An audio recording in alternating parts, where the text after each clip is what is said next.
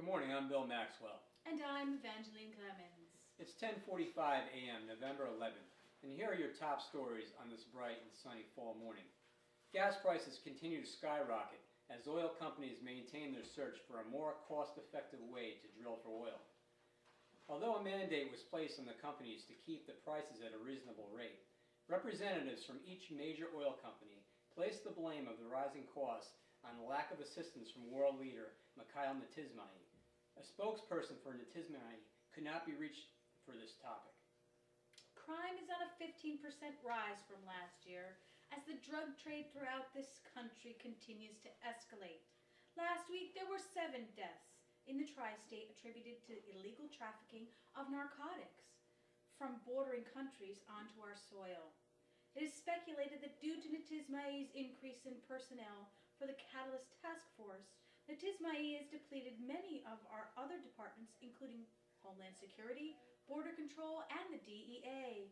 Although Natismai is confident that his forces that he has in place, the 15% increase is disturbing and frightening, as we see no answer in sight. Robbing Peter to pay Paul has never been successful in the past. Why would it be now? I spoke to someone in anonymity about this in Natismai's regime, and they were surprised at how much emphasis he was placing on the seizure of these catalysts. He's really placed full attention and is utilizing all the resources towards the CTF. It really is a strange thing. I hope Natismai understands what sacrifices he is putting towards the apprehension of these catalysts. I hope he does. We go from apprehending the catalyst to the catalyst already in custody, and that is the trial of Simon Cross. Really, one of the biggest topics of debate since the Unification Act. This trial has grabbed the full attention of the world. As we go into the last day of the trial and closing arguments, there's a tension in the air to whether this trial will in fact put a stop to the Catalyst Underground organization and their activities. The world is at the edge of their seats watching and waiting for the hammer to drop on Simon Cross, and maybe, in fact, the Catalysts themselves. Eva, we have our field reporter, Bethany Robeson, who has kept us up to date on the latest Simon Cross happenings at the courthouse right now. Bethany, are you there? Can you hear us?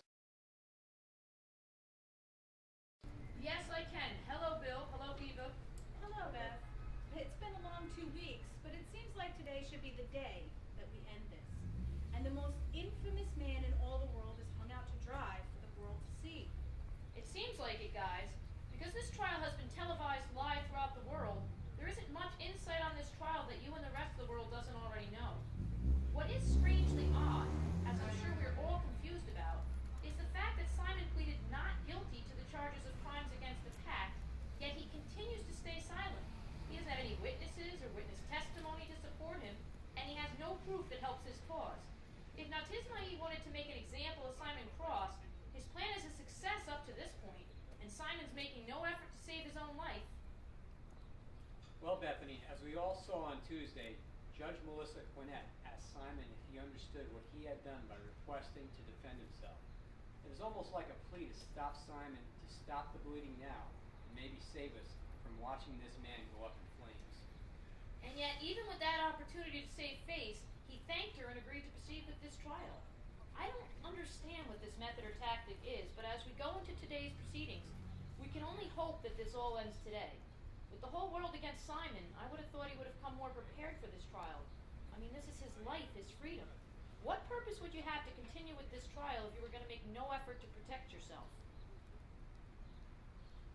Yes, Bethany, we're all as baffled as you are. Thank you. Thank you, Bethany. No problem, guys. That was Bethany Robeson reporting live from the UWPD courts. We all wait as the District Attorney Vanessa Mills and the self-proclaimed Catalyst, an alleged leader of the Catalyst Underground organization, get ready for their final statements to the jury and to the world. With continuing coverage on this trial of Simon Cross, let's take to the sky with our News Chopper 8 and Priscilla Pagan-Wright. Hello, Priscilla. Hello, Bill. Hello, Evangeline. Hello, Priscilla. Priscilla, what are we looking like up there? Well, guys, what a beautiful morning. There isn't a cloud in the sky. We are looking at highs in the 80s today. Traffic is moving pretty good. No major accidents to report. Here at the courthouse, beside the media standing outside waiting to enter the building, this is the same crowd we have been seeing every day since this trial began. The processing of the personnel into the building is slow, long, and tedious, as they must go through full body scans, metal and bomb detectors. Their media badges have to be checked each and every time they enter the building. What is that? Harry, can you swing the chopper around to the south? Priscilla, what's going on? I think I spoke too soon about the size of the crowd around the courthouse. This is an amazing sight. I am looking at crowds of people that are starting to converge on the court. Where are they coming from? They're coming from everywhere, Bill. They're swarming out of the subways. They're exiting buses and starting to line up around the corner. I mean, I can see them coming from blocks away. What the? There has to be hundreds of them, guys. I mean, they are just flooding the streets and sidewalks surrounding the courthouse. They are starting to put major halt on traffic here. The police are starting to mobilize and scramble. I've never seen a span of almost 2 blocks get filled so quickly with so many people. It's truly a sight. Thank you, Priscilla. We're going to cut to Bethany at the court steps to see what this is all about.